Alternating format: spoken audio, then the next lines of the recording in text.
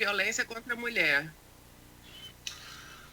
Doutora Kelly, bom dia. Vamos começar nosso bate-papo. Como eu cheguei a conversar com a senhora, não só hoje aqui em off, mas ontem também, com relação a estatísticas relacionadas à violência contra a mulher nesse período de quarentena. A TV Globo fez um levantamento publicado em 24 de março, no primeiro mês ali dessa questão do isolamento social, em que apontou um crescimento de 50% nos casos de violência contra a mulher.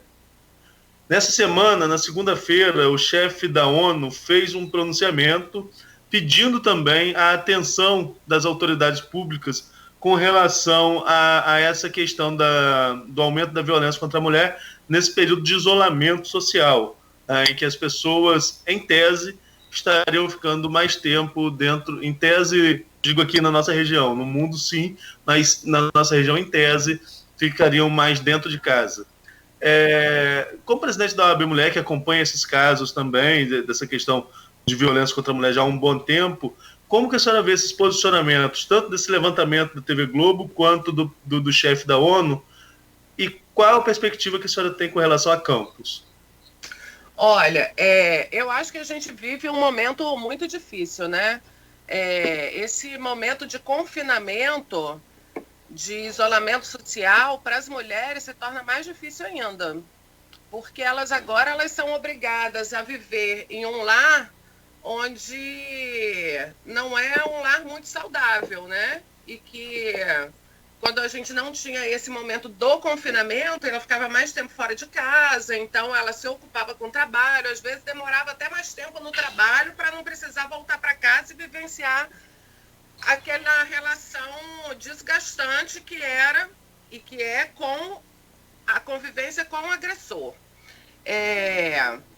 E eu acho que esse momento, né, além do confinamento por conta de um vírus, torna todo momento que a gente está vivendo, torna essa relação mais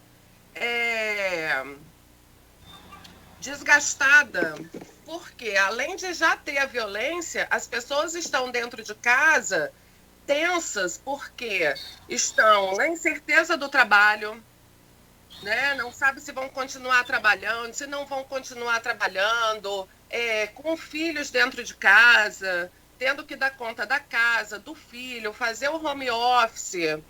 Então, a mulher fica sobrecarregada, né? O homem também naquela situação, mas nada disso justifica a violência, o aumento da violência. O que eu estou querendo dizer é que isso são fatores que aumentam a tensão, né? Sim. Mas aumentam a tensão e aí acaba aumentando o índice de violência. Eu acredito sim que esses índices sejam até maiores do que isso, talvez, do que os 50%, porque a gente tem muitos casos que são subnotificados. Né? A mulher não tem, às vezes, condição de ir agora, principalmente sem transporte público em muitos locais, que para você pegar um metrô, para você pegar um ônibus, você tem que justificar, comprovar que você está indo a trabalho. Então, às vezes, até para você fazer uma denúncia fica difícil. E dentro de casa, nos canais de comunicação online, pode criar-se até um outro tipo de atrito, né? Sim. A mulher usar o telefone, o companheiro perceber que ela está usando o telefone para isso e gerar uma reação até muito pior em alguns casos. Sim. Na verdade, ele pode arrumar um atrito por ela estar fazendo qualquer coisa no celular, não só pelo simples fato de estar usando o celular para fazer alguma denúncia em algum desses canais disponíveis. Né? Como eles estão ali 24 horas juntos, numa relação que já era abusiva, qualquer coisa pode ser um motivo para poder desencadear uma violência. Doutora Guilherme, a gente trabalha, a gente que vem acompanhando muitos casos de feminicídio, violência contra a mulher aqui em Campos, sobretudo no ano passado, foi um ano muito difícil nessa cobertura, mas sempre me suscita uma dúvida e eu queria ouvir a opinião da senhora quanto a isso. O que a gente tem, na realidade, é um aumento da violência contra a mulher ou um aumento da conscientização da mulher de levar essa denúncia às autoridades e tornar visível isso que já acontecia muitas vezes e ficava abafado dentro de casa? Eu acho que ambos, porque a violência contra a mulher, ela sempre existiu, né? Tanto que a gente tinha lá atrás as ordenações filipinas que autorizavam o marido a matar a mulher caso ela se ela traísse o marido com uma outra pessoa. Né? A gente tinha até um tempo atrás a legítima defesa da honra, que permitia também, né, que se matasse em defesa da honra. Então, assim, a violência contra a mulher sempre existiu e continua existindo, e muito. E muito. Só que agora as mulheres estão ficando mais conscientes e estão denunciando. Mas ainda há um índice altíssimo de violências que são subnotificadas. Um período como esse de quarentena, como a gente colocou aqui, e a senhora apontou isso na primeira resposta, as subnotificações podem ser ainda maiores devido a essas questões de dificuldades, né? Pode ser também que depois desse período aconteça uma explosão de denúncias, caso as mulheres possam levar todos esses casos às delegacias, e como que a OAB Mulher atua no suporte a essas mulheres vítimas de violência, porque a gente tem muitos relatos aqui com relação que chegam para a gente da imprensa de dificuldades de atendimento. Tem mulheres que dizem que chegam à delegacia, inclusive são delegacia especializada, que é a DEAN, e são desencorajadas de fazer esse tipo de denúncia, com perguntas do tipo: você tem certeza que você vai fazer isso? Você sabe o que pode acontecer com a vida do seu companheiro? Enfim, são denúncias que a gente recebe enquanto imprensa. A OAB acompanha esses casos também? Então, a OAB Mulher, ela não faz acompanhamento às vítimas, porque a gente tem esse impedimento. Então, a gente também não dá orientação jurídica. O que a gente faz é fazer um trabalho de conscientização, um trabalho de educação. Então, a gente tem um projeto que é o OAB Mulher vai à escola, e aí a gente faz um trabalho com os jovens, a gente faz palestras sempre na OAB, a gente faz algumas ações sociais, como a gente, no dia 8 de março, a gente teve, junto ao evento da prefeitura, distribuindo cartilhas na UENF, um evento que aconteceu lá na UENF, né? Então, a gente faz esse trabalho. O trabalho de acompanhar a vítima, a gente não faz. Quanto às reclamações, a gente não tem... A gente lá na OAB, a gente não recebe essas reclamações. Nem de vítima e nem de advogado reclamando que sofreu alguma coação na DEAN. Isso a gente não recebe. O que eu vejo é que, assim, às vezes acontece de algumas pessoas fazerem essas denúncias nas redes sociais. Mas nas redes sociais fica tudo muito vago também, né? Porque a gente não sabe ali o que está por trás daquelas postagens. É bom que isso tudo seja oficializado. Se tem essas denúncias, que essas denúncias sejam oficializadas. Para a gente para a autoridade pública trabalhar. Ô, doutora Kelly. Sim. Quando você fala aí que às vezes a pessoa vai na DEAN e é desencorajada, ou vai numa audiência e é desencorajada, ou o juiz ou a juíza pergunta se você quer continuar, infelizmente, ainda existem, como eu falo assim, nenhum sistema é perfeito, né? Então, às vezes, pode ter um inspetor, uma inspetora, pode ter numa delegacia ou outra que isso ainda aconteça. Mas a determinação, que eu já estive até conversando com a coordenadora geral das DEANs e com a delegada daqui de Campos também, é de fazer um atendimento mais humanizado, com menos violência institucional. Entendi. Agora, esse tipo de denúncia, como eu falei, chega muitas vezes para a gente da imprensa, né? E deveria ser formalizado numa ouvidoria, em alguma coisa nesse sentido, até para que tivesse uma ação prática, né? Sim. Entendi, mas aí como fica, como a senhora falou, fica em rede social e talvez na denúncia de imprensa, e às vezes não se avança quanto a isso. Como eu Pois falei é. com a senhora, como eu falei com a senhora ontem por telefone, chegam algumas perguntas de ouvintes, e chegou um comentário aqui do Dilcimar Toledo. Ele diz: bom dia. Por que existia a lei do adultério desde 2015 e desde 2005 isso deixou de ser crime? Hoje pode tudo ou não é bem assim? Qual a opinião da senhora com relação a esse questionamento? Bom, tinha essa legislação do adultério porque a gente vive numa sociedade que é extremamente machista e patriarcal, né? Então, e se você for observar, o adultério, o crime do adultério era só para um lado, para a mulher. Só a mulher era penalizada quando ela praticava o adultério, o homem não.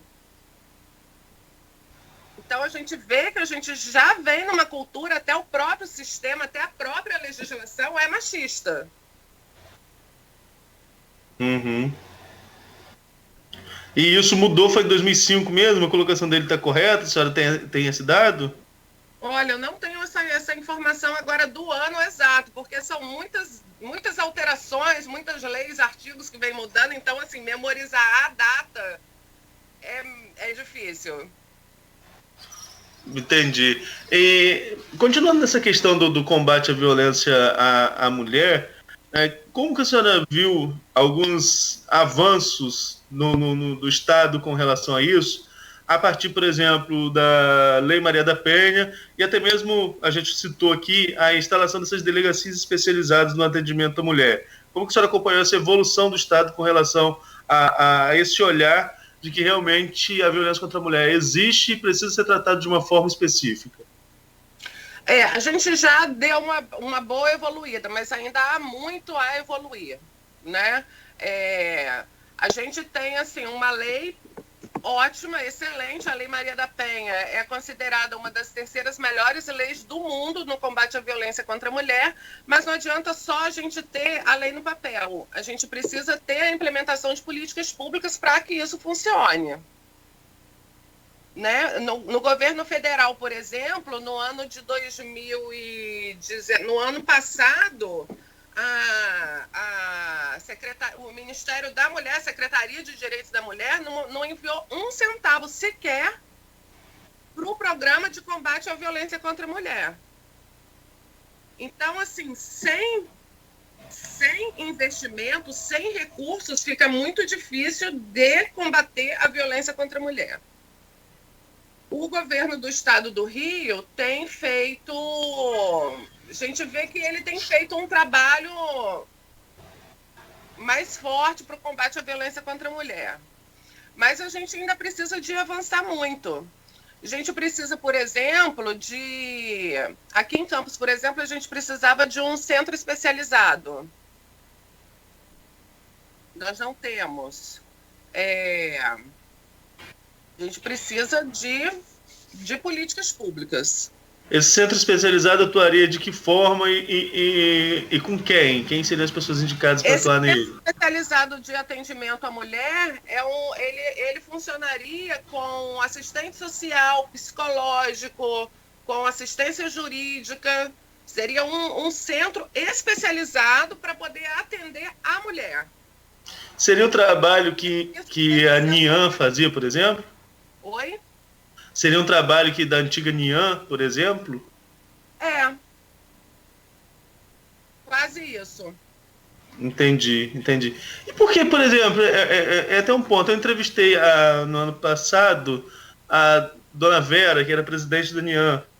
Por que esses programas acabam se conflitando, acabando e às vezes até com algum tipo de retrocesso devido a políticas públicas, né? Será que é isso? Que é a questão política que acaba por interferir na continuidade desses tipos de projetos? Eu acho que é uma questão política. No Brasil, a gente vê que os políticos têm esses costumes, né, de não dar continuidade nos projetos, nos programas dos governos anteriores. Entendi. Agora, essa luta por esse centro especializado que a senhora coloca, a própria Dona Vera também falou sobre ele aqui. Em que ponto está isso? Precisa de algum empurrão da esfera municipal ou é na esfera estadual que isso tem que evoluir? Bom, agora que precisa de que o município faça a implementação desse centro especializado. Mas depende de verba, né? Uhum. Ele funcionaria mesmo numa forma de apoio de maneira geral em várias frentes, não só jurídica, como também assistencial. Não só jurídica, como assistencial e psicológica. Perfeito. Continuando aqui, perguntas de ouvintes, tem um comentário, só para fazer um adendo aqui rapidinho, doutora Kelly. A gente anunciou que a Câmara teria sessões online, né, como nós estamos fazendo o programa aqui online, e o Maurício Furel Batista, um ouvinte assíduo do nosso, está falando aqui que o Fred Machado, presidente da casa, fez uma live explicando que não está conseguindo abrir essas sessões online, mas que vai marcar uma reunião presencial. Então, só até se o Fred estiver ouvindo a gente, já falar com ele que logo depois do programa vou tentar ligar para ele para pegar mais detalhes do contexto, até porque foi no meu blog que a gente anunciou as sessões online. Desculpe pelo adendo, mas é uma informação importante, porque essa sessão estava para começar já de maneira online. Tem mais uma pergunta aqui do Dilcimar. Ele pergunta, a Lei Maria da Penha vale para homens e mulheres? Um inspetor no DEAME disse que é só agressão contra as mulheres. É violência doméstica, né? Mas vamos ser muito sinceros, né? São exceções do caso de que mulheres vão agredir os maridos, sobretudo, e quando não é exceção, não é uma reação a um fato de agressão, né? Mas na lei, no papel, ela vale como agressão familiar, não só como agressão do homem à mulher. Como que é essa situação, na verdade? Eu não estou afirmando, estou fazendo uma pergunta. Então, a Lei Maria da Penha, ela é em defesa das mulheres. Se você for fazer uma pesquisa, você vai ver que os índices de mulheres que são agredidas, os índices são bem maiores do que os dos homens serem agredidos. As mulheres morrem muito mais por violência doméstica do que os homens. Os homens, geralmente, eles morrem por briga no trânsito, por um acidente ou por problemas de saúde. A mulher, não. O índice de morte das mulheres de violência doméstica é absurdamente maior do que homens sendo mortos por mulheres. Qual foi a outra pergunta que você fez? Não, aí é porque ele fala, se resguarda os dois lados. Não, então, na verdade, não é uma lei de proteção à violência doméstica, que seja contra homem ou contra mulher. Ela é especificamente para a mulher. Ela é especificamente para a mulher e ela protege as mulheres que sofrem violência no âmbito familiar, né? Então tem que ter uma relação de parentesco ou tem que ser dentro da residência. E aí a lei protege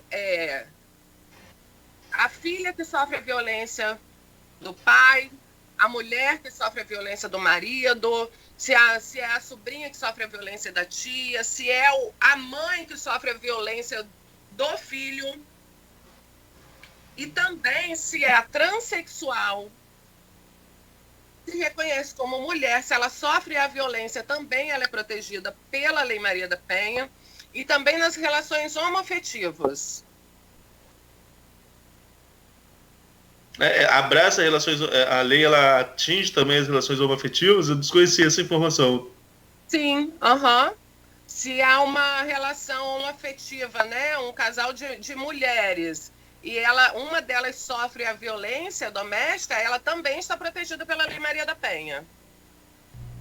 Entendi. E no caso sendo dois homens? Aí eles vão para a delegacia, porque eles são dois homens e eles não são transexuais. Eles não se reconhecem como mulheres.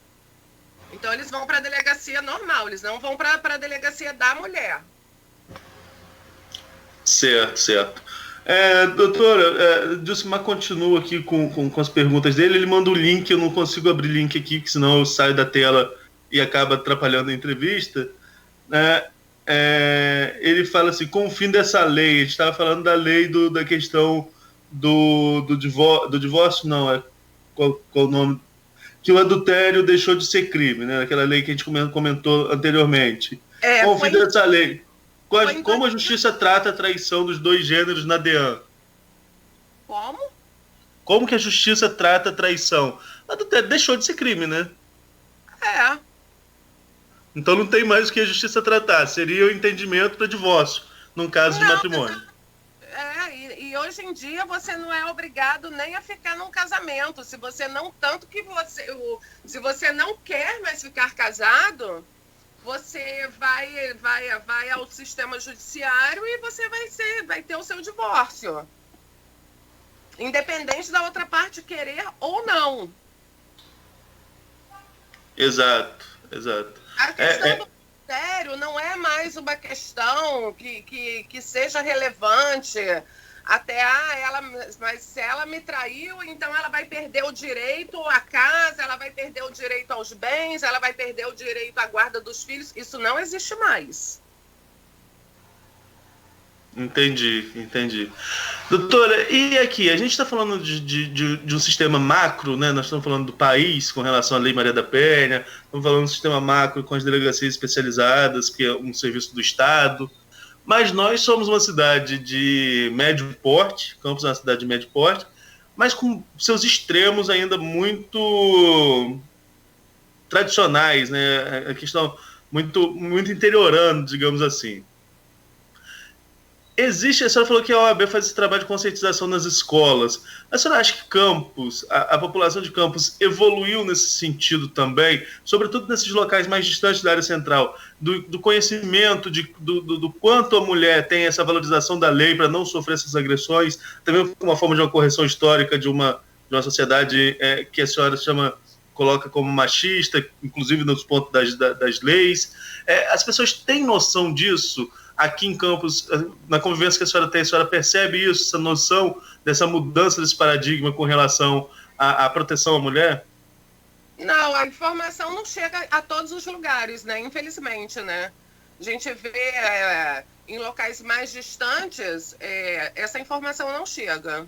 A gente tenta ir em escolas mais distantes, a gente teve em Goitacazes, a gente teve em Travessão, a gente teve na Penha, mas a informação não chega em todos os locais. O que é importante de ser feito é de se fazer, salvo engano, já existe um projeto de lei que foi aprovado para que haja a disciplina, para que seja feito um trabalho nas escolas, obrigatoriamente faça parte do calendário escolar, uma disciplina que trate a questão da violência contra a mulher. Isso seria ideal, que se tivesse em todas as escolas, não só em relação à violência contra a mulher, mas também em relação a direitos e deveres. Até porque tudo começa pela educação, né? Se você insere essa ideia na sociedade com o mais novo, a tendência é de que isso seja propagado, pelo menos numa projeção a médio prazo, né? Sim, porque a gente mudar a cultura de uma pessoa que já tem uma opinião formada, de uma pessoa com uma certa idade, é muito mais difícil. A gente fazer esse trabalho de educação lá na base para desconstruir essa cultura machista e patriarcal, a gente consegue ter lá na frente um resultado muito melhor. Agora teve uma alteração na Lei Maria da Penha na semana passada, que na verdade já existia, né? Na lei, quando eu digo que a lei é uma das leis melhores que existe no mundo, na Lei Maria da Penha já existia ali um artigo que falava do agressor passar por um trabalho de reeducação, de ressocialização. Só que isso não acontece. São poucos os lugares que têm se implementado. Em São Paulo, por exemplo, existe um projeto onde o agressor ele é obrigado a passar por esse curso. E aí ele tem, inclusive, uma redução na pena.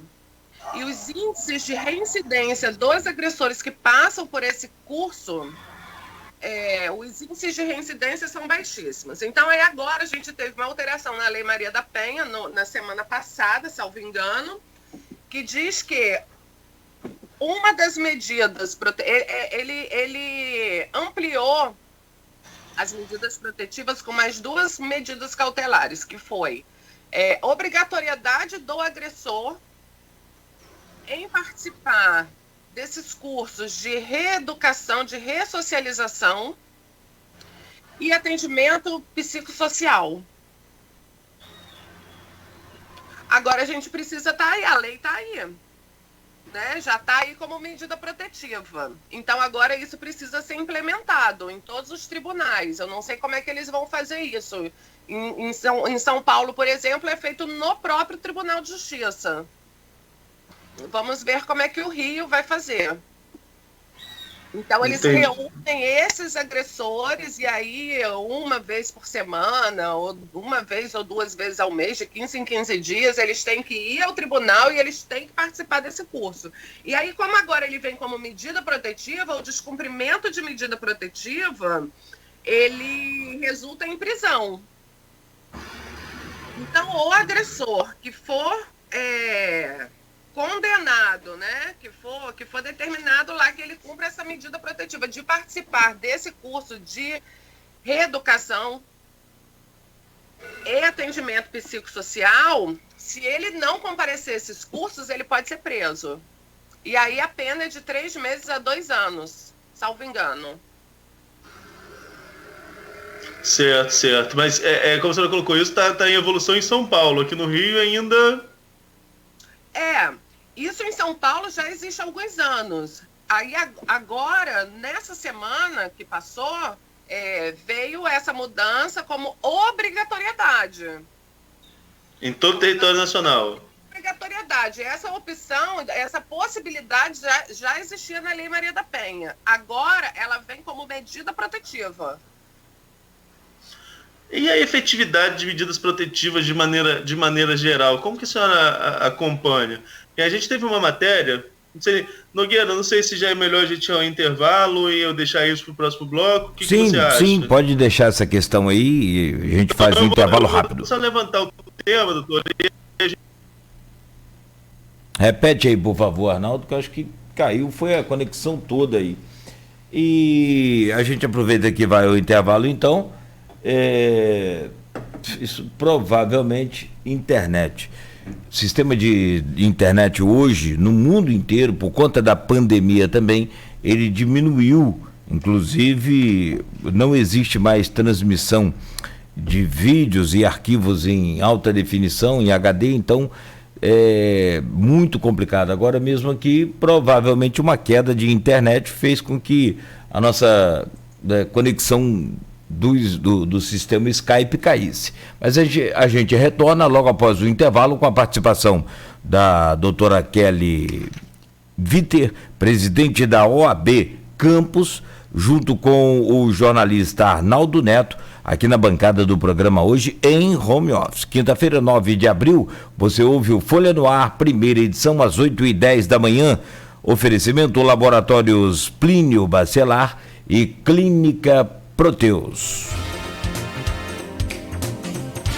A Proteus, moderna empresa especializada em medicina e segurança do trabalho, está preparada para atender e implantar as necessidades de saúde e segurança do trabalho e do e-social na sua empresa. Acesse proteusmedicinadotrabalho.com.br ou ligue 2725-0878 e conheça todas as soluções inteligentes que oferecemos. Proteus, qualidade reconhecida e certificada ISO 9001-2015. Ei, psiu, a Campos Delivery faz o irresistível frango frito crocante. O frango é feito na fritadeira à pressão, que deixa o frango crocante por fora e suculento por dentro. Então, tá esperando o quê? Vá a Campos Delivery comer o frango mais gostoso do Brasil. Campos Delivery, ligue 99930-3332. Campos Delivery, 99930-3332. Sabe por quê a gente escolhe o Easy Sensa? Aqui a gente experimenta e aprende na prática. O Easy te coloca no mercado de trabalho. Vestibular 2020. Fisioterapia, arquitetura e urbanismo, pedagogia, psicologia, administração, engenharias civil, mecânica e de produção, enfermagem, educação física e direito. Inscrições gratuitas no site www.easysensa.edu.br. Descontos especiais para transferidos. Vem pro Easy. A Aduenf se